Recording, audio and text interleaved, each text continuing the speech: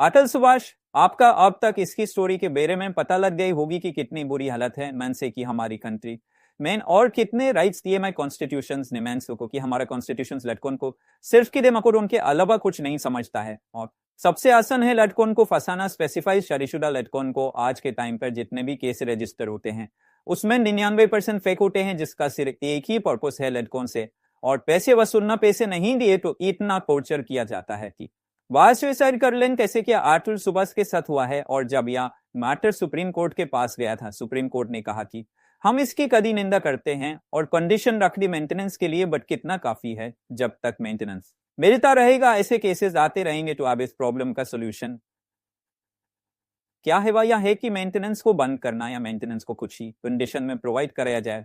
ये हस्बैंड की सैलरी 10 या % ही होगा अगर हस्बैंड की वाइफ के दोनों के पैसे ले जाएं और उन्होंने साथ मकान दिया।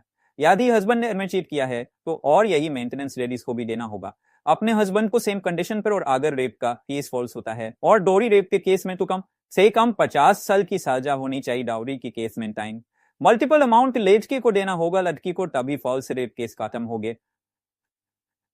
फॉल्स रेप केस को खत्म करने के लिए जरूरी है कि इसके प्रोसेस चेंज किया जाए, लेकिन करती है तो वो पुलिस को बिना बताए शहर छोड़कर बाहर नहीं जा सकती और ना ही आरोपी का मीडिया में फेस रिवील नहीं करेगी जब तक उसका क्राइम साबित ना हो जाए। और अगर रेप केस में फिर लिखी जाती है तो पुलिस यूज बताएगी और यूज बिना बताए यूज गिरफ्तार नहीं जा सकता। एंड अगर उनकी फेक केस की है साबित हो जाता तो यूज कम से कम 50 साल।